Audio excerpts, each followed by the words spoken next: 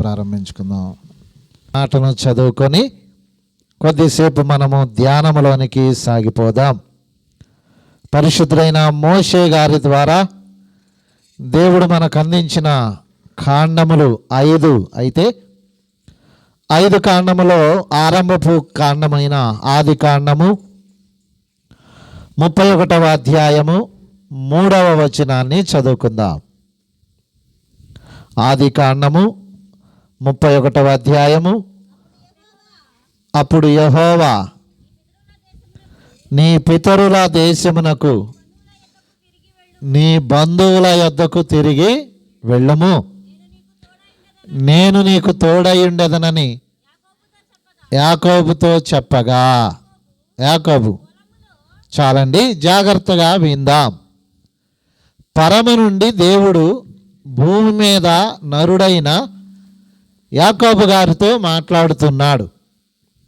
ఈ సందర్భాన్ని మనం జాగ్రత్తగా గమనించినట్లయితే దేవుడు స్వయముగా యాకోబు గారితో చెప్తున్న మాట ఏంటంటే, నీవు తిరిగి నీ బంధువుల యొద్దకు నీ స్వజనుల యొద్దకు తిరిగి వెళ్ళుము, నేను నీకు తోడయుండెదను. అంటే ఇప్పుడు ఆయన ఎక్కడున్నాడు, ఎక్కడికి వెళ్ళమంటున్నాడు? అంతకుముందు తోడై లేడా, ఇప్పుడు తోడై ఉంటున్నాడనే మాటలను మనం జాగ్రత్తగా గమనిస్తే ఈ రాత్రికాలం ఈ మాటలు శ్రద్ధగా వింటే నీకు కూడా తోడుగా ఉంటాడు, నీకు కూడా సహాయం చేస్తాడు. జాగ్రత్తగా ఈ కొద్ది వర్తమానాన్ని నువ్వు అర్థం చేసుకున్నట్లయితే నీకు ఆ దినాన యాకోబు గారికి దొరికిన మేలు ఆశీర్వాదం ఈ రాత్రి కాలము కూడా దేవుడు వినుచున్న ఎల్లరికూ అనుగ్రహించి ఆశీర్వదించునుగాక. ఆమేన్. చూద్దాం. ఆయన వాస్తవానికి కానాను అనే దేశానికి చెందినవాడైతే కొన్ని పరిస్థితుల్లో ఆయన వేరే ప్రాంతానికి వెళ్ళవలసింది, పద్దనరాము అనే ప్రాంతానికి వెళ్ళవలసి వచ్చింది. అసలు మొదటగా మనం గమనించవలసింది ఏంటంటే యాకోబు అనగా మోసగాడు. మోసగాడు గనక మోసగాడని ఆయనకు ఆ పేరు ఎలా వచ్చిందంటే 2 విషయాలలో ఆయన స్పష్టంగా తప్పిపోయాడు. ఒక విషయంలో ఏంటంటే ఒకరోజు మంచి ఆహారాన్ని వండుతూ ఉన్నాడు. ఎందుకంటే దేవుడు అబ్రహాము గారికి ఇచ్చిన సంతానము లేక ఒక కుమారుని ఇచ్చాడు. ఆయన పేరు ఇస్సాకు గారిని దేవుడు ప్రేమించి 2 కుమారులను ఇచ్చాడు. వారి పేర్లు, పెద్ద ఆయన పేరు ఏశావు, చిన్న ఆయన పేరు యాకోబు. అయితే ఏం జరిగిందంటే దేవుని ప్రియబిడ్డలారా,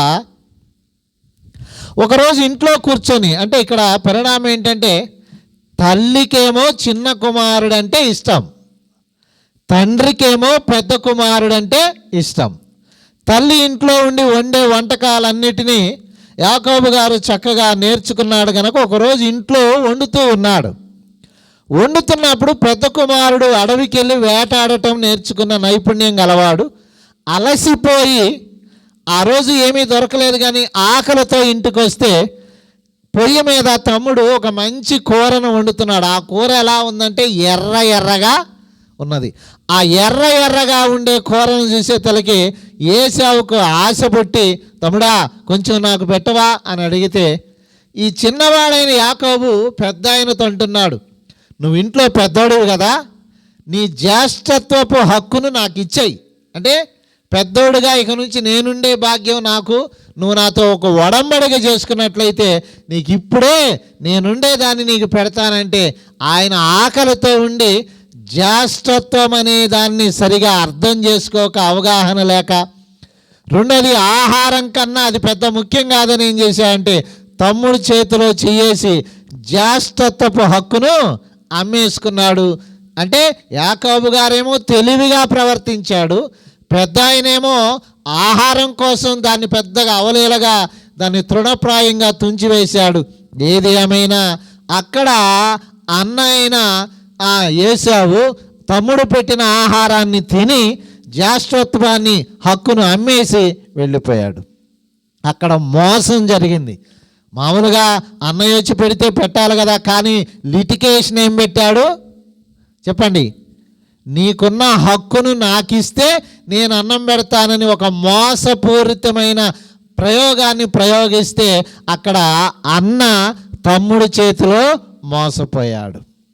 ఇక రెండవ సందర్భాన్ని జ్ఞాపకం చేసుకుంటే, తండ్రి బాగా వృద్ధాప్యములో ఉన్నప్పుడు, అతనికి కళ్ళు కూడా సరిగా కనపడనప్పుడు, తాను చనిపోతున్నానని తెలిసినప్పుడు తన ముద్దుల కొడుకు, అంటే ముందే చెప్పాగా తండ్రికి ఎవరంటే ఇష్టం చెప్పండి? తండ్రికి పెద్ద కుమారుడంటే ఇష్టం, తల్లికి చిన్న కుమారుడంటే ఇష్టం కనుక పెద్ద కుమారుని పిలిచి ఏం చేశాడంటే, కుమారుడా నేను ఇటు చనిపోతున్నాను, దేవుడు నాకు ఇచ్చిన దీవెన ఆశీర్వాదం నేను నీకు కూడా ఇస్తాను గనక నువ్వు వేటకెళ్ళి అడవికెళ్ళి వేటాడి ఒక మంచి వేట మాంసాన్ని సిద్ధపరచుకొని రా, వాటిని తీసుకొని నా దగ్గరకు వస్తే నేను దీవిస్తానని తండ్రి చెప్పాడు. తండ్రి చెప్తూ ఉండగా గుడారములో ఉండి తల్లి, అంటే వారి యజమానులు చెప్పే మాట కుమారుడి విషయంలో ఈమె వింటా ఉంది. సరే, పెద్ద కుమారుడితో చెప్తే ఆయన అడవికి పోయాడు. ఎందుకు? మా నాన్న నన్ను దీవిస్తానన్నాడు, ఒక మంచి వేటను పట్టుకొని అలా చక్కగా వండి తీసుకెళ్ళి మా నాన్న ముందు పెడితే నన్ను దీవిస్తాడనే సంతోషంతో ఆయన వెళ్తే గుడారంలో ఉన్న తల్లిగారు రిబ్కా, ఆమె పేరు రిబ్కా, చక్కగా వింటా ఉంది. అయ్యో, నా యజమానుడు ఏది దీవిస్తే అది దీవించబడిద్ది, ఏది శపిస్తే అది శపించబడే వరాన్ని దేవుని ద్వారా అందుకున్నాడు గనక ఈ రాత్రి పెద్ద కుమారునికే దీవెన పోద్ది. అమ్మో, నేను ప్రేమించింది ఎవరిని? చిన్న కుమారుణ్ణి. కనుక దీవెనంతా పెద్దోడికి పోతే నాకేం లాభం అని అనుకుందేమో. వాస్తవానికి ఆమె గర్భంలో నుంచి వచ్చిన వాళ్ళే ఇద్దరు పిల్లలమ్మ, అంతేనా? మన ఇళ్లలో కూడా అలాగే ఉంటుంది కదా, పెద్దోడంటే చాలా మందికి ఇష్టం ఉంటుంది, చిన్నోడంటే ఇష్టం ఉండదు. కొంతమందికి చిన్నోడంటే బాగా ఇష్టం ఉంటుంది, కొంతమందికి పెద్దోడంటే ఇష్టం ఉండదు. అన్ని చోట్ల అలాగే జరుగుతుంది. ఆదిలో కూడా అబ్రహాము గారి తొలిగా ఏకైక కుమారుడికి కూడా పెద్దోడంటే ఇష్టం, ఆయన భార్య అయిన రిబ్కాకి చిన్నోడంటే ఇష్టం. సరే, ఇంతలో ఏమైందంటే ఆయన అడవికి పోయాడు.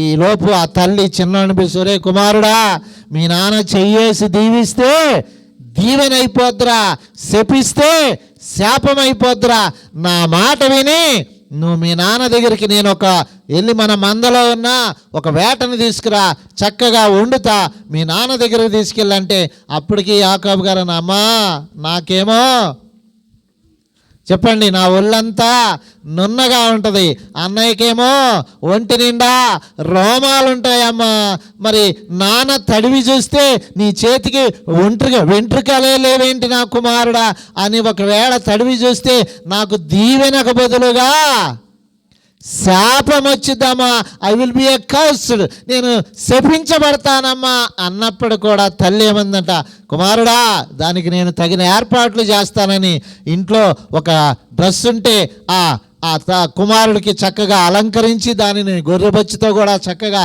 వెంట్రుకల్లాగా చక్కగా చేసి మంచి ఆహారాన్ని సిద్ధపరిచి తీసుకొని వెళితే అప్పటికి తండ్రి అంటున్నాడు, నా కుమారుడా ఎవరు నీవు? అప్పుడు ఏం చెప్పాలి? నీ కుమారుడినైనా నేను, చెప్పండి ఎవరు చెప్తారో?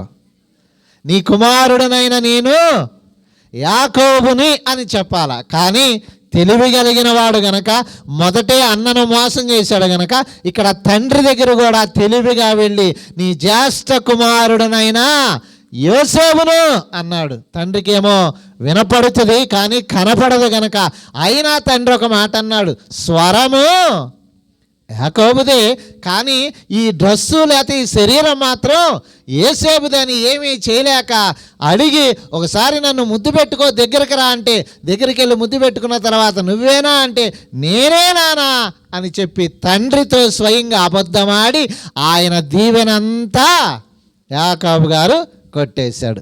ఇలా రెండు పరిణామాల్లో మోసం అంటే ఆయన పేరే యాకోబు గనక యాకోబు అనే పేరుకు మోసగాడనే అర్థాన్ని రుజువు చేశాడు. ఇంతలోకి పెద్దోడు అడవి నుంచి వచ్చాడు. జాగ్రత్తగా వినాలి. ఈ పరిణామంతా తల్లి గుడారం నుండి చూస్తుంది. కుమారుడు చిన్నోడు వెళ్ళిపోతే పెద్దోడు వచ్చాడు.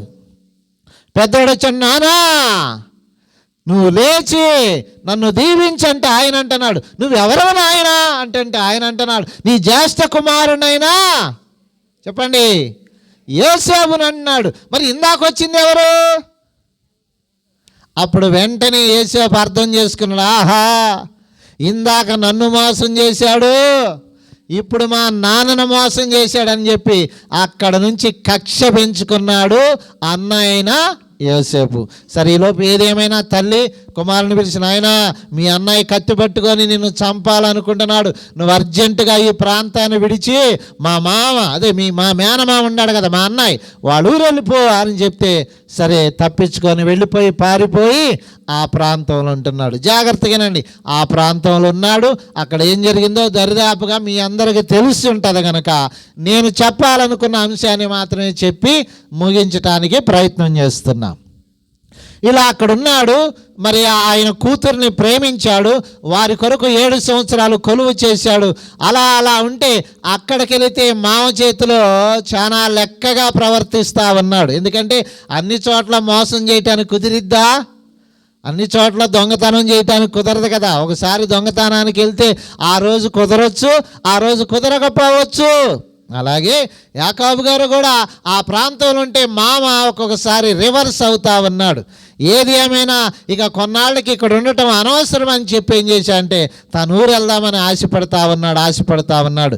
అయితే యాకోబు గారిలో ఒక గొప్ప విశేషం ఏంటంటే మోసగాడే కానీ దేవునితో పెనుగులాడినవాడు, దేవునితో పోరాడినవాడు, దేవుని యొక్క దేవదూత దిగి వచ్చినప్పుడు నన్ను దీవించే వరకు నిన్ను వదలనని ఒక పట్టుబట్టి ప్రార్థనలో ఆ రాత్రంతా గడిపి దేవుని ఆశీర్వాదం పొందుకున్నాడు. వాస్తవానికి మోసగాడే కానీ దేవునితో. అందుకే మన దగ్గరకు వచ్చిన వారికి కూడా నేను ముందుగా ప్రేమతో చెప్పేది ఏంటంటే మీరెవరైనా పర్వాలేదమ్మా, కానీ దగ్గరకు వస్తే మనసు మార్చుకోండి. దేవుని సన్నిధికి వస్తే మీ బుద్ధి మార్చుకోండి. దేవుని సన్నిధికి వస్తే మీ మాట తీరు మార్చుకోండి. దేవుని సన్నిధికి వస్తే మనం ఇంటికాడ అబద్ధాలు ఆడతామే, ఆ అబద్ధాలకు నుంచి అన్నడు చెయ్యనని ఒక ఒప్పందం చేసుకోండి. ఈ రాత్రికాలం దేవుడు నిన్ను దీవిస్తాడు. అర్థమైతే చప్పట్లు కొట్టండి. దేవునికి స్తోత్రం. చర్చికి వచ్చి కూడా, దేవుని సన్నిధికి వచ్చి కూడా ఇక్కడ కూడా అబద్ధమే ఆడతా, ఇక్కడ కూడా పాపమే చేస్తా, ఇక్కడ కూడా నేను చేసేదంటే ఇంక నువ్వు చర్చికి వచ్చి ఏం లాభం? దేవాలయమునకు వచ్చేది దేవుడు దీవించాలని. దేవుడు దీవించాలంటే దేవునికి ఏం కావాలంటే దేవునికి నచ్చే మనసులో నీవు ఉంటే చాలు. నీ వేషధారణ అక్కర్లా, నీ డ్రెస్ అక్కర్లా, నీ మెళ్ళో దండలు ఉన్నాయా లేవా, ఆభరణాలు వేసుకొచ్చావా అని దేవుడు చూడడండి. దేవుడు సూటిగా చూసేది నీ ముఖాన్ని, అంటే నీ ఆంతర్యాన్ని. అంతరంగం అంటారు. ఈ ఆంతర్యం అనేది ఆయనకు నచ్చితే ఖచ్చితంగా నువ్వెవ్వరవైనా. అందుకే యాకోబు అంటే మోసగాడు కానీ దేవునితో పోరాడి గెలిచి ఆయన దీవెన అందుకున్నాడు గనక ఇప్పుడు మనం చదివిన స్టార్టింగ్ వేస్లో నుంచి ఏమంటున్నాడు? యాకోబు, నువ్వు లేచి నీ బంధువుల యొద్దకు వెళ్ళంటున్నాడు. అయితే ఇక్కడ మీరు 2 విషయాలు గమనించాలా. ఒకవేళ ఇక్కడ నుంచి వెళితే ఆయనను ఎవరు వెంబడిస్తున్నారో మీకు తెలుసు. మొదట ఎవరిని మోసం చేశాడు?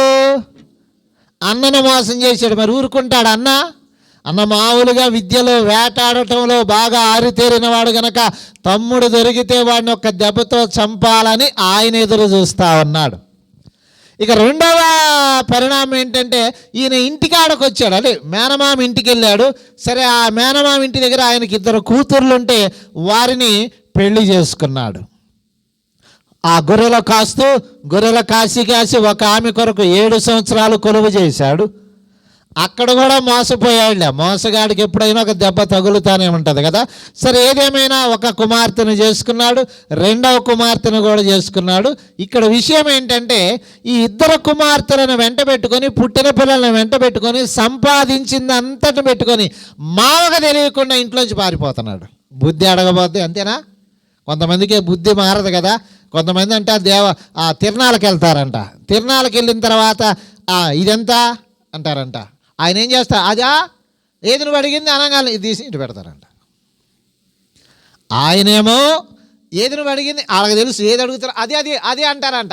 అది అనగానే ఆయన ఏం చూస్తాడు, ఇటు చూస్తాడు. ఇది చూసేలేపు బుద్ధి అడగబోద్ది, అంతేనంటారు. అందుకే ఇప్పుడు ఏమొచ్చినాయి? 3వ నేత్రం అన్నారు. ఇప్పుడు ఏమొచ్చినాయో తెలుసా? సీసీ కెమెరాలు వచ్చినాయి అన్నమాట. అందుకే మనం చేసే ప్రతిదాన్ని నువ్వు ఆదమరిచినా లేకపోతే ఎట్లా ఉన్నా ఆ గోడకు అక్కడ బిగిస్తూ ఉన్నారు. ఎందుకంటే ఎవరు వస్తున్నారు, ఏం చేస్తున్నారని పసిగట్టడానికి. ఇలా పోలీసు వ్యవస్థలో కూడా దొంగలను సులువుగా పట్టేయగలుగుతున్నారంటే కారణం సీసీ కెమెరాలు ఎంతో ఉపయోగకరంగా ఉన్నాయి. అందుకని మన బుద్ధి వంకర బుద్ధిగా ఉంటే ఎక్కడైనా దొరికిపోతాం. జాగ్రత్తగా గమనిస్తే యాకోబు గారికి మొదటి నుంచి ఉన్న ఆనవాయిల్ని బట్టి ఏం చేస్తున్నా అంటే పిల్లనిచ్చిన మామకు చెప్పకుండా, మామకు తెలియదు అనుకొని ఏం చేశా అంటే 2 భార్యలను, పుట్టిన పిల్లలను, సంపాదించిన ఆస్తిని ఆయనకు తెలియకుండా పారిపోతా ఉన్నాడు. మరి ఇప్పుడు మామకు తెలిస్తే ఏమనడా? పిల్లనిచ్చిన మామ ఏమండా? చెప్పాలి కదా, నా మామయ్య మరి ఇంతకాలం నువ్వు కాపాడావు, వందనాలు. ఇంతకాలం మంచి ఆహారం పెట్టావు, వందనాలు. ఇంతకాలం జీతం ఇచ్చావు, వందనాలు. నీ 2 కుమార్తెనిచ్చావు, వందనాలు అని చెప్తే సంతోషమే కదా. కానీ ఈయన వాళ్ళ మామకు కూడా చెప్పకుండా పారిపోతా ఉన్నాడు. 3 రోజుల తర్వాత వాళ్ళ మామకు తెలిసింది, అయ్యో వింటున్నావా, నీ అల్లుడైనా యాకోబు నీ బిడ్డలను వెంట పెట్టుకొని పారిపోతున్నాడు అని తెలిసింది. జాగ్రత్తగా వినాలి దేవుని ప్రియ బిడ్డలారా. సరే, ఇప్పుడు 2 ప్రతికూల వాతావరణాలు వచ్చినాయి. ఇంతవరకు అనుకూలంగా ఉన్న యాకోబు గారి జీవితంలో ఒకటేమో అన్న వెంబడిస్తున్నాడు, దొరికితే వాడిని ఒక్క దెబ్బతో వేసేయాలని చెప్పి ఆయన ఎదురు చూస్తా ఉన్నాడు. ఇటేమో మామ ఎదురు చూస్తా ఉన్నాడు. మరి ఇప్పుడు జాగ్రత్తగా గమనించు. అందుకే ఈ రాత్రికాలం మనం చెప్తున్న వాక్యానికి నేను ఒక పేరు పెడుతున్నా. I would like to name a name to the subject which is called మాట ఇచ్చిన దేవుడు మరిచిపోతాడా? నమ్మితే చప్పట్లు కొట్టండి. మన దేవుడు ఎవరు? మాట ఇస్తే మరిచిపోతాడా? ఇప్పుడు మనం ప్రారంభపు వచనంలో ఏం చదివాం? నువ్వు లేచి మీ వాళ్ళ దగ్గరికి వెళ్ళు, నేను నీకు తోడై ఉంటానన్నాడు. మరి ఇప్పుడు తోడై ఉంటానన్న దేవుడు తోడుగానే ఉంటాడా, ఉండడా? ఉంటాడు అని ఒకవేళ మీరంటే తోడు అనే మాట నేను ఎందుకంటే ఇప్పుడు ఆయన వెనకాల ఎవరు వస్తున్నారు? ఆయన వెళ్తున్నాడు. వెనక ఎవరు వస్తున్నారు? ఒకటేమో అన్నయ్య వస్తున్నాడు. ఆయన మళ్ళీ మామూలుగా రాట్లా. మనం ఆ మాటను చూస్తే ఆ 32వ అధ్యాయంలో 6వ వచనంలో చదివితే 400 మందిని వెంట పెట్టుకొని వస్తున్నాయంట. తమ్ముడిని దొరికితే ఒక్క దెబ్బతో వేసేయాలి. ఎందుకు? వాడు నన్ను మోసం చేస్తాడా, వాడి పేరే మోసగాడని చెప్పి అటు ఆయన వస్తుంటే ఇటేమో మామ, పిల్లనిచ్చిన మామ, నా 2 కూతుర్లను కూడా తీసుకెళ్తున్నావు కదరా, నాకు చెప్పకుండా వెళ్తున్నావు కదరా, నా ఆస్తిపాస్తులన్నిటినీ కూడబెట్టుకొని వెళ్తున్నావు అని ఇటు మామ వస్తున్నాడు, ఇటేమో అన్న వస్తున్నాడు. ఇప్పుడు జాగ్రత్తగా గమనించండి. మరి ఇప్పుడు మధ్యలో దేవుడు ఏమంటున్నాడు? నేను నీకు తోడుగా. ఆ మాటను మనసులో పెట్టుకోండి. చేరిన మీరు కూడా కొన్ని రకాలైన సమస్యలతో ఇక్కడికి వస్తారు. వస్తే వాళ్ళు ఊరుకోరు, వస్తే వీళ్ళు ఊరుకోరు, వస్తే మీ యజమానుడు ఊరుకోరు, వస్తే మీ ఇంట్లో వాళ్ళు ఊరుకోరు. మరి దేవుడు కాపాడతాడా? కరుణిస్తాడా? వాళ్ళ బారిన పడకుండా కాపాడతాడా? ఇదే మీరు గుర్తుపెట్టుకోండి. లోకంలో జరుగుతున్న పరిణామాలు అదే. చాలామంది దేవుని దగ్గరికి వెళ్తే కొంతమంది కోపం, మనకు లేరా అంటారు, లేకపోతే మనం అని ఉంటాయి, సమస్యలు ఉంటాయి. కానీ నేనేమంటున్నానంటే జగమెరిగిన దేవుడు, సమస్తాన్ని పరిశీలిస్తున్న దేవుడు తప్పకుండా నీకు తోడుకుంటాడు. నమ్మితే చప్పట్లు కొట్టండి. నువ్వు ఎలాంటి స్థితిలో నుంచి ఇక్కడికి వచ్చినా ఆయన గొప్ప దేవుడని విశ్వసించి ఇక్కడికి వచ్చావు గనక ఆయన నీ ఎడల. అందుకే మన దేవుడి పేరేంటో తెలుసా? నిన్ను కాపాడు యెహోవా, కునుకడు నిద్రపోడనింది గనక నువ్వు తెగించి ఇక్కడికి వచ్చినా, ఇష్టపడి ఇక్కడికి వచ్చినా, ప్రతికూల వాతావరణంలో ఇక్కడికి వచ్చినా నీ దేవుడు నిన్ను చూస్తూనే ఉన్నాడమ్మా. నీ దేవుడు నిన్ను గమనిస్తూనే ఉన్నాడమ్మా. అందుకే ఒక భక్తుడు ఇలా పాడుతున్నాడు, చూస్తున్నాడమ్మా చెల్లి, చూస్తున్నాడమ్మా నీవు చేసే పనులన్నీ, చూస్తున్నాడమ్మా అడుగుతాడమ్మా లెక్క, అడుగుతాడమ్మా తీర్పు రోజు నిన్ను లెక్క అడుగుతాడమ్మా. చూస్తున్నాడయ్యా తమ్ముడు, చూస్తున్నాడయ్యా తీర్పు రోజు నిన్ను లెక్క అడుగుతాడయ్యా, అడుగుతాడయ్యా, లెక్క అడుగుతాడయ్యా. తీర్పు రోజు నిన్ను లెక్క అడుగుతాడయ్యా. కనుక మనకు దేవుడు ఏం చేస్తున్నాడు? Hour God watches me and you wear ever you stay. నువ్వు గుడిసెలో ఉన్నా చూస్తున్నాడు, బిల్డింగ్లో ఉన్నా చూస్తున్నాడు. ఇంకా చెప్పండి, 2 అంతస్తుల భవనంలో ఉన్నా కనుక నన్ను చూడనంటే కళ్ళు నిర్మించిన వాడు కానకుండునా, చెవులు నిర్మించిన వాడు వినకుండునా. గుర్తుపెట్టుకోండి ఎప్పుడైనా ఈ మాట. మన దేవుడు నిద్రపోయేవాడు కాదు, మన దేవుడు మరిచిపోయేవాడు కాదు. అందుకే యాకోబు గారు ప్రతికూల వాతావరణంలో పారిపోతున్నాడు. పారిపోతున్నప్పుడు మీకు కావాలంటే ఆ 32వ అధ్యాయము ఆదికాండము 5వ వచనం చదవండి. ఒక మాటను, పిడుగు లాంటి వార్త.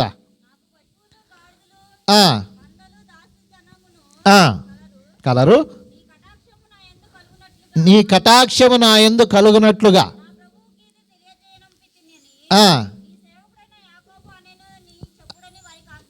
హెచ్చను 6. ఆ దూతలు యాకోబు నద్దకు తిరిగి వచ్చి, ఈ మాట వినండి, మేము నీ సహోదరుడైన యోసేపు నద్దకు వెళ్ళితిమి, అతడు 400 మందితో నిన్ను ఎదుర్కొనా వచ్చుచున్నాడు. విన్నారు కదా, బయలుదేరాడు, తప్పుకొని పోతున్నాడు, పారిపోతున్నాడు, చెప్పకపోయినా ఏం కాదు అనుకుంటున్నాడు. ఈ లోపు పిడుగు లాంటి వార్త ఏంటంటే మీ అన్నయ్య వస్తున్నాడు. ఎలా? 400 మంది భటులను వెంట పెట్టుకొని, మనుషులను అంటే అర్థం ఏంటి? నువ్వేదో తప్పుకుందాం అనుకుంటున్నావేమో. ఈ రాత్రి కాలం నీకు మూడిందే. మీ ఇంట్లో వాళ్ళు కూడా అంటున్నారా?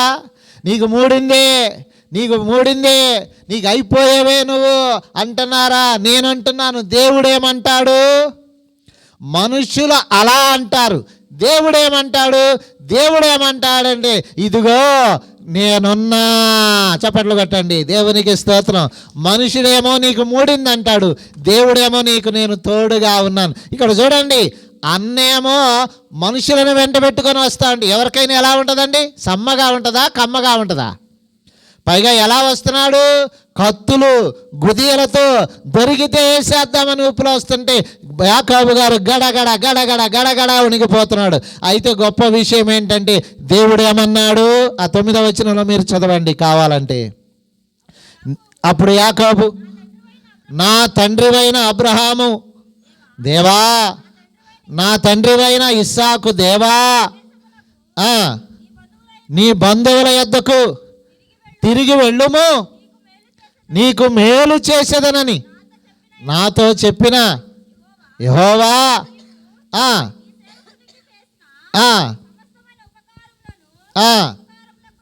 ఉపకారములకును సమస్త సత్యమునకును.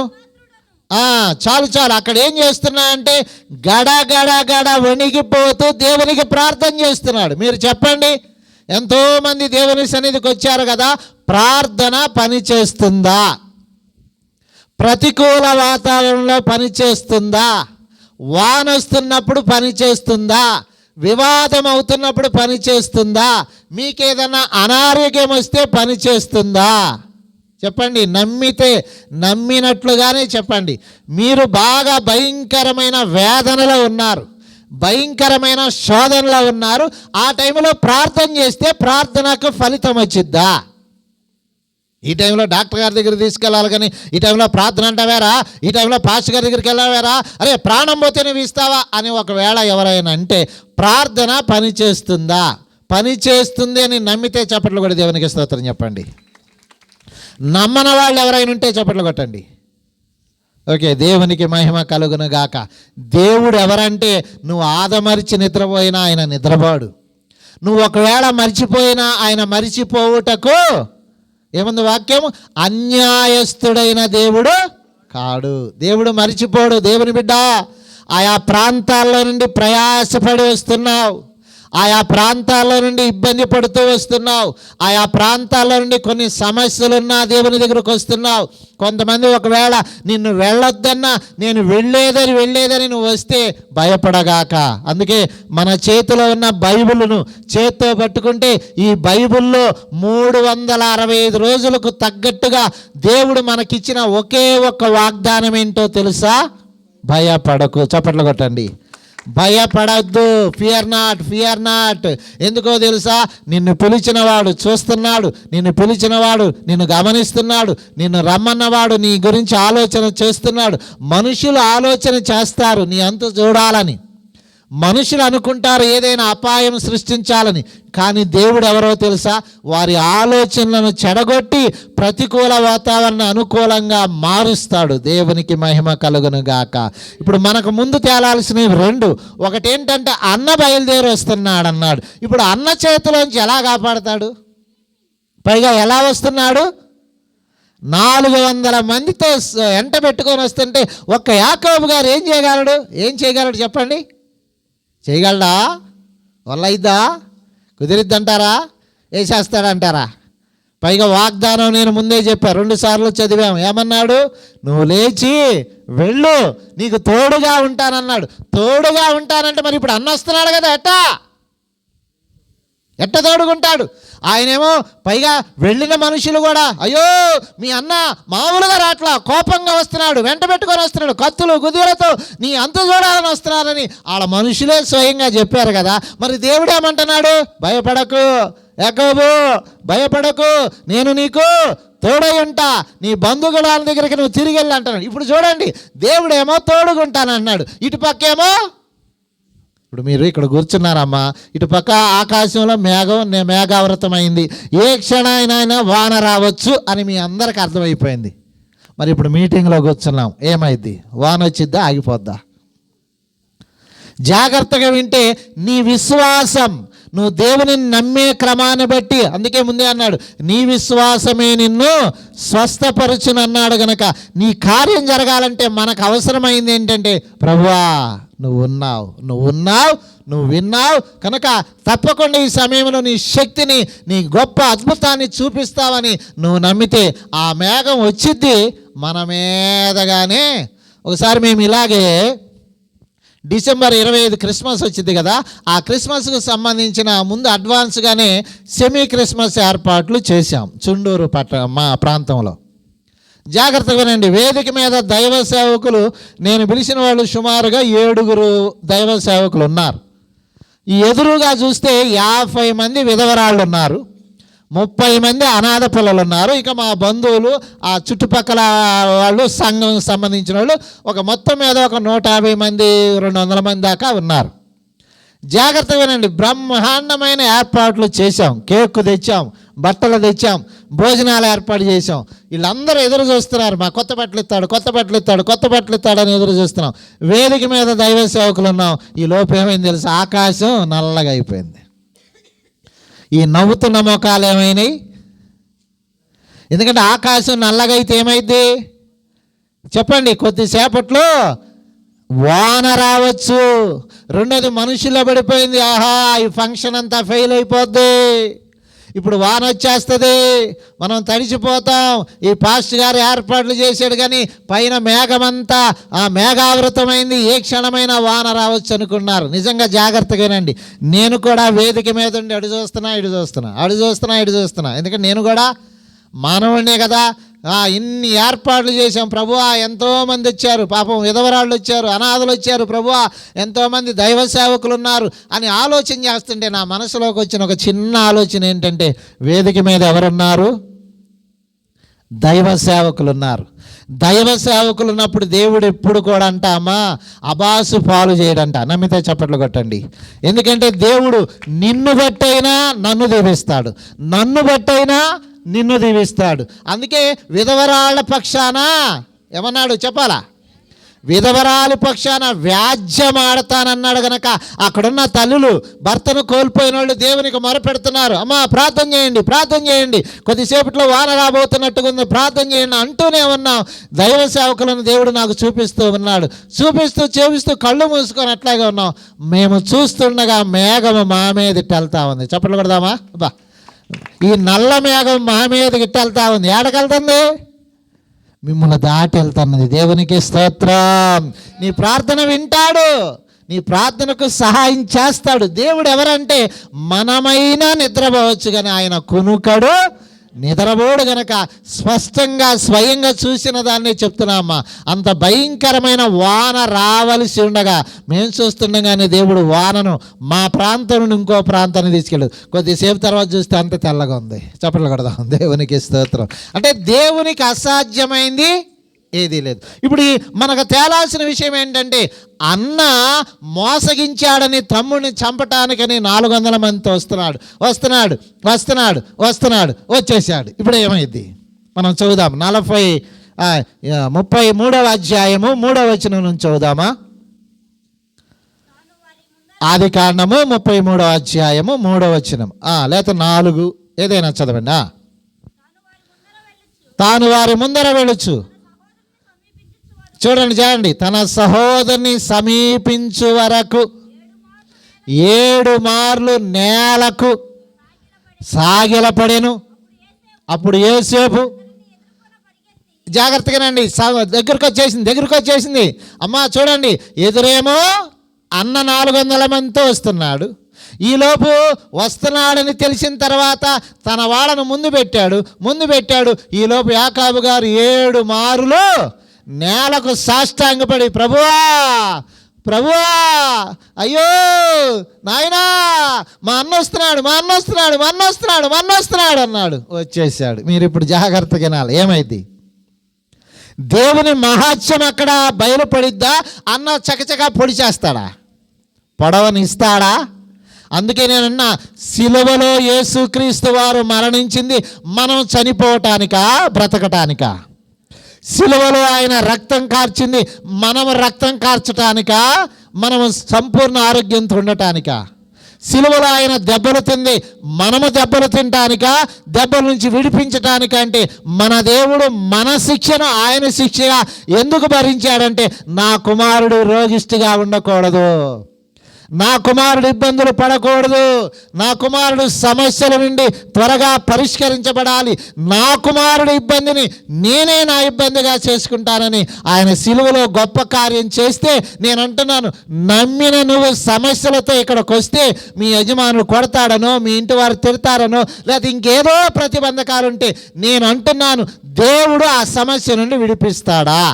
లేదు మీ ఆయన చేత కొట్టిస్తాడన్న వాళ్ళు చప్పట్లు కొట్టండి. దేవునికి మహిమ కలుగును గాక.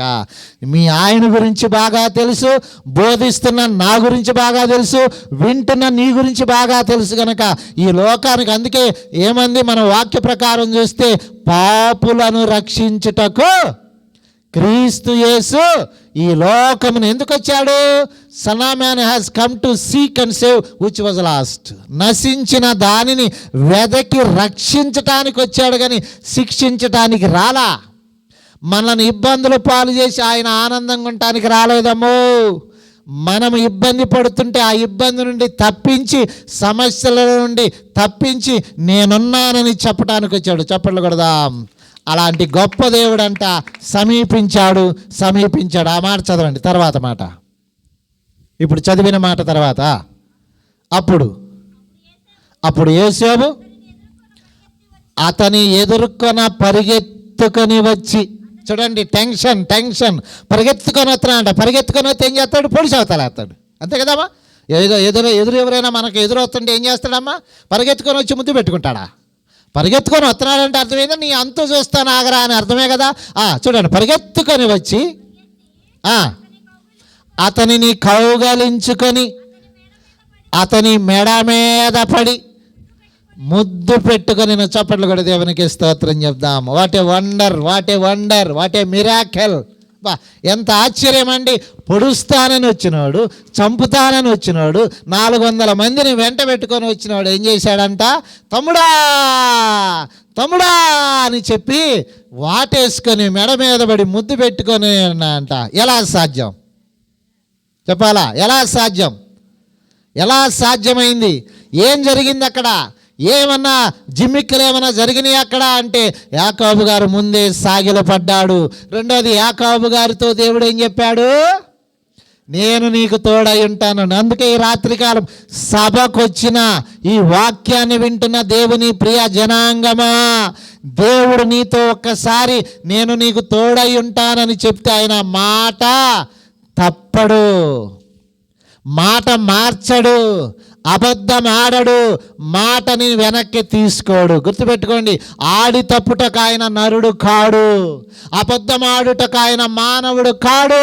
గుర్తుపెట్టుకో, అబద్ధాలు ఆడేది నువ్వే, మాట తప్పేది నువ్వే, కానీ నిన్ను పిలిచిన వాడు ఎప్పుడు కూడా మాట తప్పడు. గనక ఈ రాత్రికాలం గొప్ప వింత ఏంటంటే, అంతమందితో తమ్ముడిని పొడి సవతాలయ్యాలనుకొని వచ్చిన యేసేపు తమ్ముడిని కౌగలించుకొని ముద్దు పెట్టుకొని సంతోషంగా సమాధానపడ్డారంట. దేవునికి స్తోత్రం, హల్లెలూయా. ఈ రాత్రికాలం నీ యజమానుడితో అయినా మాట్లాడగలడు, మీ బంధువులతో అయినా మాట్లాడగలడు, నీకెవరైనా ఇబ్బంది పుడుతుంటే వారితో కూడా దేవుడు మాట్లాడగలడు. ఎందుకో తెలుసా? దేవుడు మాట్లాడలేని వారెవరు? దేవుడు ఎవరితో మాట్లాడలేడంటే ఎవరితో అయినా, ప్రధానమంత్రి గారితో అయినా మాట్లాడగలడు. మీ గొప్ప వ్యక్తి ఎవరైనా ఉన్నారని చెప్పుకుంటే, లేకపోతే ఈయన నాకు ఇది చేస్తున్నాడు, రౌడీగా ఉన్నాడు, లేకపోతే అట్లా ఇట్లా అని అనుకుంటే, లేకపోతే ఒక పోలీస్ అనుకో, ఆయనతో కూడా మాట్లాడగలడా? మాట్లాడలేని వ్యక్తి ఈ లోకములో దేవునికి అతీతమైనది, దేవునికి అసాధ్యమైనది. అందుకే ఆయన అంటాడు 99 సంవత్సరాల ప్రాయంలో ఉన్న అబ్రహాము గారితోనూ 89 సంవత్సరాలు ఉన్న శారమ్మ గారితోనూ దేవుడు ఏమన్నాడో తెలుసా? యెహోవాకు అసాధ్యమైనది ఏదైనా ఉందా? దేవునికి స్తోత్రం. ఆ మాట అక్షరాల 100వ ఏట అబ్రహాము గారు, 90వ ఏట శారమ్మ గారి గర్భంలో 90 సంవత్సరాలప్పుడు పిల్లోడిని కనలేదా? ఆ పిల్లోడు ఇప్పుడు చెప్పుకుంటున్న మనం యాకోబు గారి యొక్క నాన్న. చప్పట్లు కొడదాం. దేవునికి స్తోత్రం. నీ జీవితంలో కూడా గడ్డు సమస్యలు ఉన్నాయా? భయంకరమైన సమస్యలు ఉన్నాయా? భయంకరమైన బాధను అనుభవిస్తున్నా అన్నావా? నేను అంటున్నా, నీ దేవుడు చూస్తున్నాడు. మాట్లాడుతున్నా నేను కూడా. ఈ అయ్యగారిని నేను ప్రత్యేకంగా వందనాలు చెప్పుకున్నాను. ఎందుకంటే నేను కూడా ఒక భయంకరమైన అనారోగ్యలో గుండా వెళ్ళా. గత 9 ఇప్పుడు నిన్నటితో ఈ రోజుతోనే 9వ నెల 1వ తారీఖు ఆగస్టు. నేను కూడా ఒక భయంకరమైన అనారోగ్యంతో వెళుతున్నా. నిజంగా 12 రోజుల పాటు ఐసీలో ఉన్నా. చనిపోయాడు అన్నారు. మా పాస్టర్ గారు వచ్చి ఇంకేముంది రమేష్ పని అయిపోయింది అన్నారు. అది మా ఓళ్ళు కూడా నాతో అంటారు అప్పుడప్పుడు, మీ పాస్టర్ గారు ఏమన్నారో తెలుసా? అయిపోయింది నీ పని అన్నారు. మరి అయిపోయిందా? బతికే ఉన్నాడా? బతికిచ్చుకున్నాడు. బతకాలని దేవుడు కోరుకున్నాడు. ఇంకొకసారి మీ ప్రాంతానికి దేవుడు నన్ను తీసుకురావాలని దేవుడు ఆశపడ్డాడు. వాస్తవానికి ఇది నా టైం కాదు. దేవుడు ఇంకొక దైవ సేవకుని బదులుగా నీ చిన్నోడైనా నన్ను తీసుకొచ్చి నీ ఆరోగ్యం కోసమైనా, దేవుడు చేసిన మేలు కోసమైనా, సాక్ష్యం చెప్పడానికైనా వెళ్ళి, వాస్తవానికి మరింత దూరం రావటం రాత్రిపూట కష్టమే నాకు. ఎందుకంటే నా పరిస్థితిని బట్టి గతంలో నేను 2 సార్లు వచ్చాను. కానీ నా ఉద్దేశం ఏంటంటే, దేవుడు మీ ప్రార్థన విన్నాడు, దైవ సేవకుని ప్రార్థన విన్నాడు. మీరు చేసిన ప్రార్థన పరలోకమందున దేవుడికి ఇష్టమైంది కనుక ఇవాళ మీ ఎదుట సజీవునిగా నిలబెట్టుకున్నాడు. దేవునికి స్తోత్రం, హల్లెలూయా. ఉన్నాడా? విన్నాడా? ఉన్నాడు, విన్నాడు. కనుక ఇక్కడ యాకోబు గారి ప్రార్థన విన్నాడు, ఉన్నాడు గనక అన్నతో సమాధానపడి. ఇక 2వ విషయాన్ని చెప్పి ముగింపులోనికి వద్దాం. ఇక 2వ వ్యక్తి ఎవరు? మామగారు. ఏంటి మామేగా, ఇంక మామతో భయమేముంది? మామతోనే వచ్చింది పెద్ద చిక్కు. ఎందుకు? మామకి చెప్పొస్తేనేమో పానీయుడు, చెప్పి రాకపోతేనేమో దొంగోడవుతాడు. కానీ ఆయనకున్న బుద్ధి ఏంటంటే, గతంలో కొన్ని చేశాడు కనుక మామకు కూడా, పిల్లనిచ్చిన మామకు కూడా చెప్పకుండా పెట్టేబేడ సర్దుకొని చరా వెళ్ళిపోతా ఉన్నాడు. మొదటి రోజు తెలియలా, 2వ రోజు తెలియలా, 3వ రోజు అందింది. ఇదిగో లాభాన్ని వింటున్నావా? మీ అల్లుడు వెళ్ళిపోయాడంట. వెళ్ళిపోయాడా? యాకోబు వెళ్ళిపోయాడా? నాకు చెప్పకుండా వెళ్ళాడా? పైగా నా కూతుర్ని కూడా, నీ కూతురైంది, ఇద్దరు కూతుర్లే, పిల్లల్ని పెట్టేబేడా మొత్తం సర్దుకొని వెళ్తుంటే వాడు అంతు చూస్తానాగాడు. అమ్మ మామూలుడు కదాడు, నాకు చెప్పకుండా నా ఆస్తిని నా పిల్లల్ని ఎండబెట్టుకొని ఈయన బయలుదేరాడు. మరి ఇప్పుడు దేవుడు ఏమన్నాడు ఇందాక? మాట ఇచ్చిన దేవుడు నిన్ను మరచిపోతాడా? మాట ఇచ్చిన దేవుడు నిన్ను మరచిపోతాడా? జీవ కిరీటం మోయు వేళ ఎంత సంతోషమో, జీవ కిరీటం మోయు వేళ ఎంత సంతోషమో, సోలిపోవలదు మనసా, సోలిపోవలదు, సోలిపోవలదు మనసా, సోలిపోవలదు. దేవునికి స్తోత్రం, హల్లెలూయా. రెండవ ఘటనను చూసి దగ్గరలోకి వెళ్దాం. ఇప్పుడు జాగ్రత్తగా వింటే సర్దుకున్నాడు, వెళ్ళిపోతున్నాడు, మా మామకు తెలియదులే అంటున్నాడు. మరి దేవుడు నిజమే అనుకున్న ప్రకారం మామకు తెలియలేదు, 3 రోజుల దాకా తెలియదు అంటే ఎంతో దూరం వెళ్ళిపోయాడు.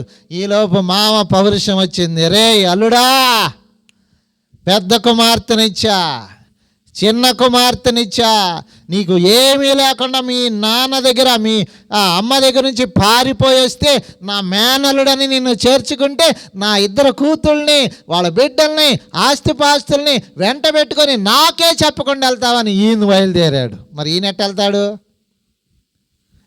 మోసం చేసి వెళ్తే ఏం చేస్తారమ్మా? దొంగోడు మీ ఇంట్లో తీసుకొని వెళ్తున్నాడు, సరేలే పోయిరా అంటారా? పట్టుకోరా అంత చూద్దాం అంటారా? అన్నారా? ఇప్పుడు మామగారు కూడా కోపంతో రగిలిపోతున్నాడు. రే అల్లుడా, ఎంత మోసం చేశారని చెప్పి అల్లుడిని ఎట్టయినా అడ్డగించాలని వెళ్తుంటే గొప్ప వింత. జాగ్రత్తగానండి, మన అంశాన్ని మీకు తెలుసు కదా. ఏంటి మన అంశం? మాట ఇచ్చిన దేవుడు మరిచిపోతాడు. ఈ వాక్యం జాగ్రత్తగా వింటే నీ సమస్యను కూడా దేవుడు తప్పకుండా పరిష్కరించునుగాక.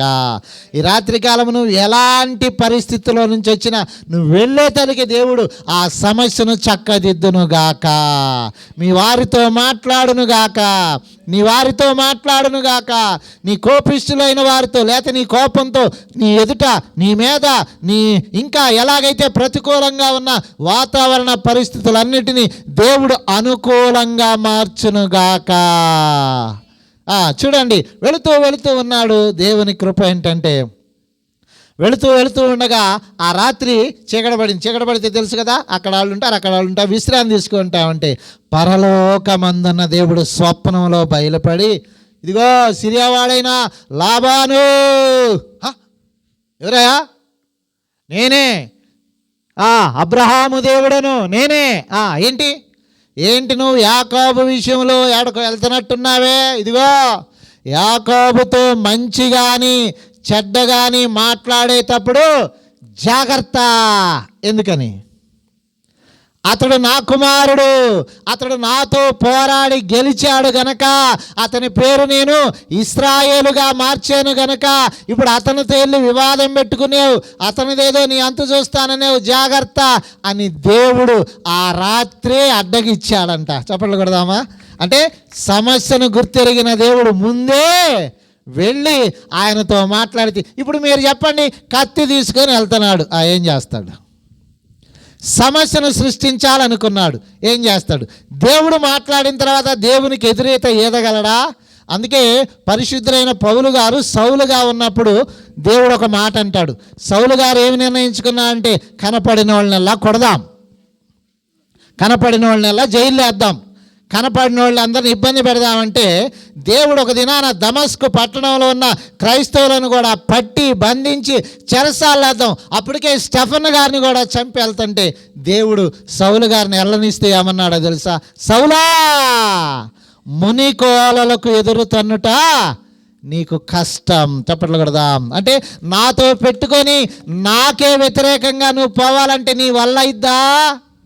నేను అంటున్నాను, దేవునితో పెట్టుకొని హాయిగా నిద్రపోగలవా? దేవుని నమ్మిన బిడ్డలతో పెట్టుకొని నువ్వు హాయిగా ఉండగలవంటే మన పక్షాన నిజంగా ఎవరూ లేరు. నేను అంటున్నాను, పాస్టర్ గారు అయినా నేను ఇంత మాట్లాడుతుంటే నా పక్షాన ఎవరూ లేరు అన్నట్టు ఇదిగో మేము కూర్చున్నాం, ఎవరున్నా మాకు ఎవరూ లేరు. కానీ ఎవరున్నారు? పరలోకమందున్న దేవుడున్నాడు. చప్పట్లు కొట్టండి. ఆయన అందరిని ఏం చేస్తున్నాడు? ఆకాశము నుండి దేవుడు నరులను కళ్ళారా చూస్తున్నాడు దేవుని బిడ్డ. అందుకే ఇక్కడ చూడండి, యాకోబు గారి దగ్గరికి వెళ్తున్నాడు. యాకోబు గారి దగ్గరికి వెళ్ళిన ఈలోపే దేవుడు మామైన సిరియా అయిన ఆ లాబానుతో మాట్లాడిన తర్వాత ఆ కోపం ఏమైపోయిందో టక్కనే దిగిపోయింది. అమ్మో! ఎందుకంటే అప్పటికే లాబాను గారికి ఒకటి తెలుసు. మీకు కావాలంటే ఒక మాట చదువుదామే. 30వ అధ్యాయము 27వ వచనం ఆదికాండం. లాబాను గారు ఇస్తున్న statement. The statement was made by Laban. అందుకు లాబాను అతనితో, నీ కటాక్షము నా మీదనున్న ఎడల నా మాట వినుము. ఇది చూడండి, నిన్ను బట్టి యెహోవా నన్ను ఆశీర్వదించినని. చూసారా, ఎవరిని బట్టి? మామంటున్నాడు, అల్లుడా నిన్ను బట్టి దేవుడు నన్ను దీవించాడు. 30వ వచనం చదువుదాం. 30వ అధ్యాయము 30వ వచనం. నేను ఇక్కడికి రాక మునుపు నీకుండినది కొంచెమే, అయితే అది బహుగా అభివృద్ధి పొందెను. ఈ మాట వినండి. నేను పాదము పెట్టిన చోటల్లా యెహోవా నిన్ను, చప్పట్లు కొట్టండి, దేవునికి మహిమ కలుగును గాక. రాత్రికాలము నువ్వు నమ్మకంగా ఉండు, అంతే చాలు. నువ్వు బాధతో ఉన్నా, సమస్యతో ఉన్నా, రోగంతో ఉన్నా పర్వాలా, నమ్ము. నీ యేసయ్యను నమ్ము. ప్రభువా నువ్వు చూస్తున్నావు, ఈ జ్వరం తగ్గిస్తావు. ప్రభువా నువ్వు చూస్తున్నావు, మా వారితో మాట్లాడతావు. ప్రభువా నువ్వు చూస్తున్నావు, ఈ వాతావరణాన్ని అనుకూలపరుస్తావని నువ్వు నమ్ము. నమ్మితే ఏమన్నాడు? నమ్ముట నీ వలనైతే నమ్మువానికి సమస్తము సాధ్యం అన్నాడు గనక.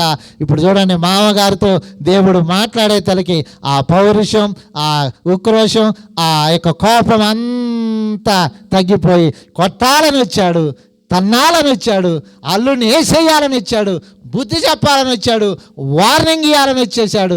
కానీ ఏం చేశాడు? చదువుతారా ఆ మాట? ఒక్క మాట చదువుదామా కావాలంటే? 32వ అధ్యాయం చివరి వచనం చదువుదాం. 31వ అధ్యాయం చివరి వచనం చదువుదాం. అందుచేత ఆయన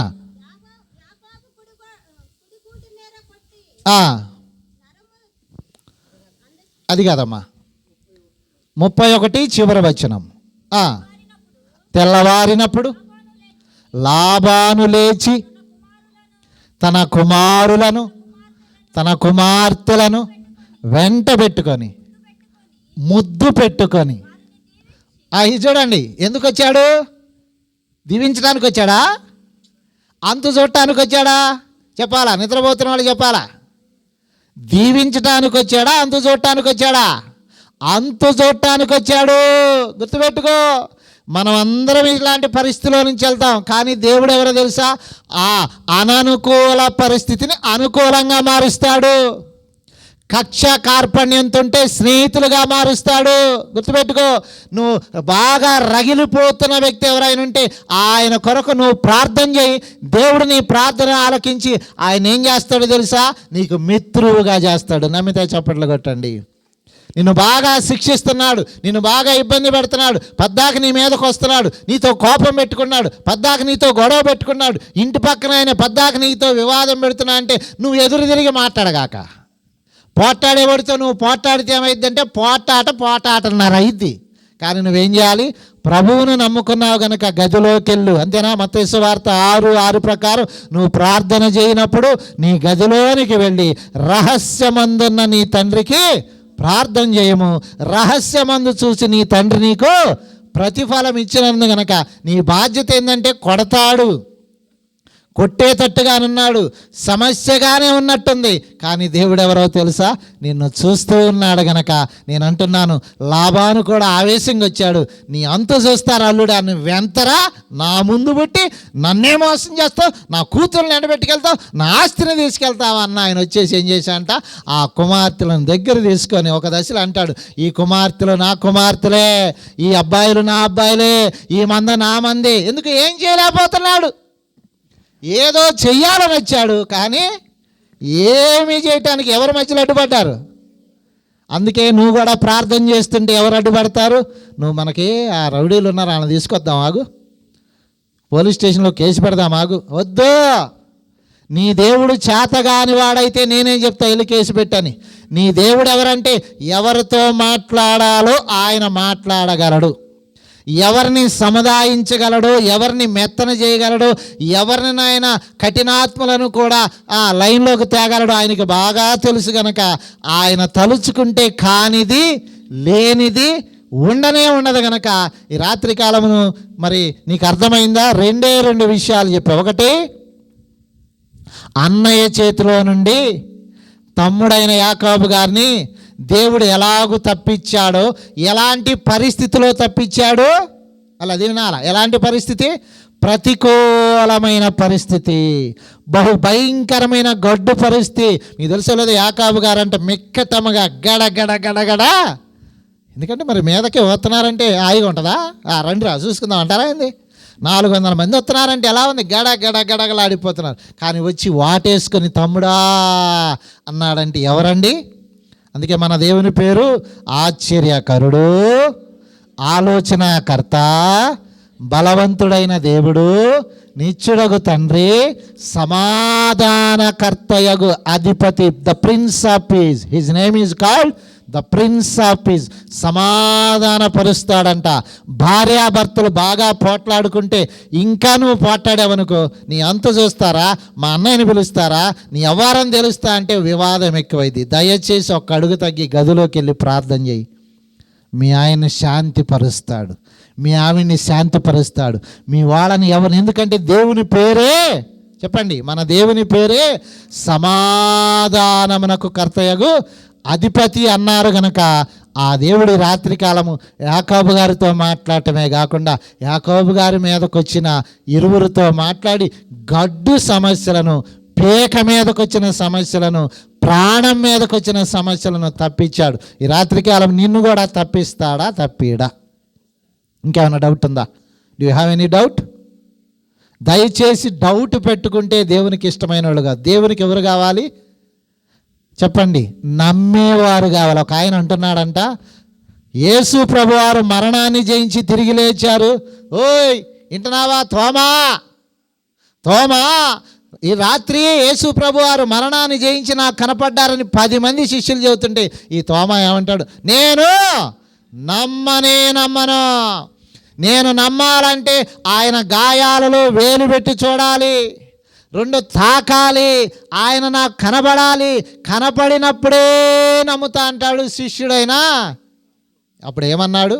చూచి నమ్మువారు కంటే చూడక నమ్మువారు ధన్యులు. తోమా, ఆ తోమా మన భారతదేశానికి వచ్చిన ఆయన. ఇవాళ మనం ఇక్కడ సువార్తను ఇంత బహిరంగంగా లేకపోతే చర్చిల్లో మీటింగుల ద్వారా ఆయా ప్రాంతాల్లో సువార్తను ప్రకటిస్తున్నామంటే యేసుక్రీస్తు వారి శిష్యుడైన తోమా గారు భారతదేశానికి వచ్చి సువార్తను ప్రకటించి హతసాక్షిగా మారినప్పటికీ ఆయన ద్వారా సంక్రమించిన సువార్తని అలా మీకు కూడా బోధిస్తున్నాం కనుక విన్న మీలో ఎవరికైనా డౌట్ ఉంటే ఈ రాత్రికాలము ఆ డౌట్ అంటే ఏమంటారు? సందేహపడకండి. సందేహపడితే ఎప్పటికీ సందేహమే కనుక ఈ రాత్రికాలము నమ్ముతూ ఇంటికి వెళ్ళండి. మీరు ఎట్టి పరిస్థితున్నా ఇంటికి వెళ్ళే తలకే నా యేసయ్య దాన్ని సరిచేస్తాడని నమ్మంతే, ఇంకేం పర్వాలా. ఏదైనా సరే ఆయనకి అడ్డయింది కానీ లేకపోతే అదుపు కాంది కానీ. నేను అంటాను, 100 సంవత్సరాల అబ్రహాము గారు పిల్లోడిని ఎత్తుకుంటాడా? 90 సంవత్సరాల శారమ్మ కనిద్దా? కంటానికి శక్తి ఉంటుందా అండి? ఇలా మనం పెద్దవాళ్ళని అడిగితే ఈ వయసులో అమ్మ నాలాగా పరిగెత్తమ్మా, ఈ గోడ దూకమ్మా, అమ్మ ఈ కొంచెం 2 అడుగులు వేయమ్మా అంటే ఏమంటుంది? ఏమన్నా కుర్రోడిని అనుకున్నావారు నాయన దూకమంటున్నావు? కుర్రోడినప్పుడు నేను కూడా దూకేలే, ఇప్పుడు ఆపు, నా వల్ల కాదంటారనరా. కానీ దేవుడు తలుచుకుంటే 100 సంవత్సరాల అబ్రహాము గారంట ఒక పిల్లోడిని ఎత్తుకొని సంతోషంగా ఆనందంగా ఇస్తున్నాడంట. వాళ్ళ ఆవిడేమందంటే నవ్వి, ఈ టైంలో నేను కంటానా అంటే దేవుడు అన్నా అంట, యెహోవాకు అసాధ్యమైంది. అందుకే ఇక్కడ యాకోబు గారికి కూడా ఆయన కూడా అని ఉండొచ్చు, ఇవాళ అయిపోతా, ఈ రాత్రికాలం అయిపోతా, మామ చేతులు అయిపోతా, అన్న చేతులు అయిపోతా అనుకోని ఉండొచ్చు అంట. కానీ అయిపోనిచ్చాడా? అయిపోనిస్తాడా? అయిపోనిస్తే మనం దేవుని నమ్ముకోవడంలో గొప్పతనం ఏముంది? ఆ సమస్య నుండి తప్పిస్తాడు, ఆ శత్రువు నుండి విడిపిస్తాడు, ఆ అనారోగ్యాన్ని తప్పిస్తాడు. నేను కూడా మీ ఎదుట సాక్ష్యం చెప్తున్నా.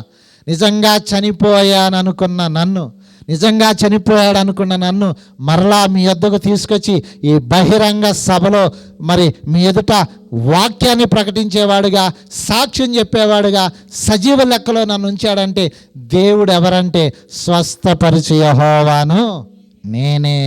నిన్ను కాపాడు యెహోవా కునుకడు నిద్రపోడన్న సత్యం మనకుంది కనుక ఈ మాట విని రాత్రికాలం ఇంటికి వెళుతూ మీరేమో ఆలోచన చేయాలంటే యేసు ప్రభువును పరిపూర్ణంగా నమ్మండి. ఏం చేయొద్దు, ఇంకా మీరే ఎలాంటి ఏర్పాట్లు చేయొద్దు. నమ్మండి, నమ్మండి, నమ్మండి, యేసుక్రీస్తును నమ్మండి, నమ్మండి, నమ్మండి, యేసుక్రీస్తును నమ్మండి. నీ పాపం పోవాలంటే యేసును నమ్మండి, నీ రోగం పోవాలంటే క్రీస్తును నమ్మండి. ఏం చేయదు, నమ్మంతే, జస్ట్ బిలీవ్ ఇన్ హిమ్ అంతే. నువ్వు నమ్మావంటే నమ్మితే నా కార్యం చూస్తావని దేవుడే అన్నాడు గనక ఇంత ఘనమైన శత్రువుల నుండి తప్పించిన దేవుడు నీ రోగం నుండి, నీ సమస్య నుండి, నువ్వు ఎదుర్కొంటున్న దాని నుండి తప్పించగలడా? తప్పించలేడా? తప్పించగలడు అని నేను సభాముఖంగా మీతో చెప్తూ నా మాటలు ముగిస్తున్నాను. విన్న మీరు కూడా మరింత బలపడండి, రాకడ కొరకు ఎదురు చూడండి, ఎక్కడా డౌట్ పడగాకండి. సమస్య వస్తుంది, సమస్య రాకుండా ఉండిపోతే మనం మనుషులమే కాదా, మనుషులం గనక సమస్య వస్తుంది. అయినా 2 చేతులు పైకెత్తు. చేతులు పైకెత్తి దాన్ని ఏమంటారు తెలుసా? విజయం, విక్టరీ, విక్టరీ. 2 చేతులు పైకెత్తి ఆకాశం వైపు చూసి ప్రభువా అను. అప్పుడు ఆయన ఏమంటాడు? నేను ఉన్నాను అంటాడు గనక. అందుకే ఆయన పేరేంది తెలుసా అండి? చెప్పండి. ఉన్నవాడను అనువాడను అయ్యున్నానని చెప్పిన దేవుడు గనక నీతో కూడున్నాడు, ఇక్కడ కూడున్నాడు, మీ ఇంట్లో కూడున్నాడు, నువ్వు అడిగే ప్రతి చోటగా ఉన్నాడు. తప్పకుండా సహాయం చేస్తాడు. అలాంటి కృప వాక్యం విన్న ఎల్లరికూ దేవుడు పరిపూర్ణంగా అనుగ్రహించి ఆశీర్వదించునుగాక. ఆమేన్. చిన్న ప్రార్థన చేద్దాం. కళ్ళు మూసుకోండి. వాక్యము ఫలింపు కొరకు కళ్ళు మూసుకోండి. ఎందుకంటే ఫలించాలి, మీలో ఫలించాలి, మీ జీవితంలో జరగాలి గనక ఎక్కడున్న వారు అక్కడ కళ్ళు మూసుకొని ఒక చిన్న ప్రార్థన మీరు కూడా చేయండి. ప్రభువా, విన్న వాక్యాన్ని బట్టి నేను కూడా చాలా సమస్యల్లో ఉన్నా. నిజంగా ఈ రాత్రికాలం దైవ సేవకునితో మాతో మాట్లాడుతూ ఒక భరోసా ఇచ్చావు, నీకు వందనాలయ్యా. మా ఆయనతో మాట్లాడతావా? మా పక్కోళ్ళతో మాట్లాడతావా? నా శత్రువుతో మాట్లాడతావా? శత్రువును మిత్రువుగా చేస్తావా? ఇది ఎలా సాధ్యం? వాళ్ళు నా మీద కేసు పెట్టారే, వాళ్ళని మారుస్తానంటున్నావు, ఇది ఎలా సాధ్యం అని మీరు కూడా నోరు తెరిచి ప్రార్థన చేయండి. మార్చే దేవుడు మనకున్నాడు, మార్పునిచ్చే దేవుడు మనకున్నాడు, ప్రార్థన ఆలకించే దేవుడు మనకున్నాడు కనుక ఎవరు డౌట్ పడగాకండి. కళ్ళు తెరవకుండా ప్రభువా నిన్ను నమ్ముతున్నానయ్యా, హృదయపూర్వకంగా విశ్వసిస్తున్నానయ్యా అని చెప్పండి. దేశయ్యా తప్పకుండా నాకు సహాయం చేస్తాడని నమ్మండి. ఈ రాత్రికాలం లాభాను అనబడుతున్న మామ చేతిలోంచి తప్పించినవాడా, అన్న అయిన ఏశావు చేతిలోంచి తప్పించినవాడా, నా శత్రువు చేతిలోంచి నన్ను కూడా కాపాడు. ఈ అనారోగ్యం నుండి నన్ను కాపాడు.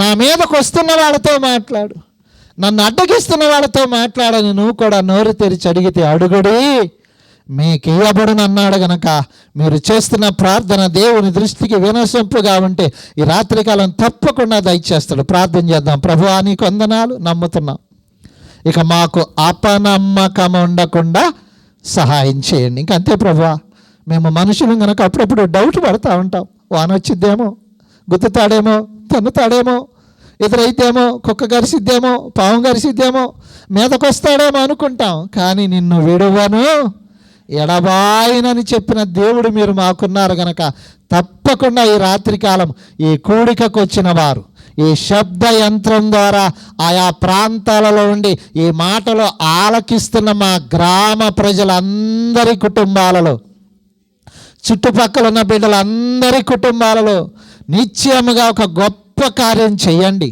ఒక గొప్ప విడుదల దయచేయండి. ఈ మాటను వారు కూడా నమ్మి గొప్ప మేలును చూశామండి, ఆ దేవుడు మా ఎడల కూడా దయ చూపాడండి, మా సమస్య నుండి తప్పించాడండి అని నీ ఎదుట సాక్షిగా ఈ ప్రాంత ప్రజలందరినీ, చేరి వచ్చిన వారందరినీ నీ మహిమ కొరకు వాడుకొనమని. నీకు కులము లేదు, నీకు మతము లేదయ్యా. నోరు తెరిచి అడిగేవారు ఎవరికైనా సహాయం చేసే దేవుడు మీరు కనుక అటు కృప మా ప్రాంతవాసులందరికీ ప్రసాదించమని, వారి కన్నీటికి జవాబును దయచేయమని, వారి ప్రార్థనకు తగిన ప్రతిఫలం కూడా దయచేయమని, ఈ వాక్యాన్ని దీవించమని యేసు నామములో అడుగుచున్నాము తండ్రి, ఆమేన్. హల్లెలూయా, హల్లెలూయా, హల్లెలూయా. అందరికీ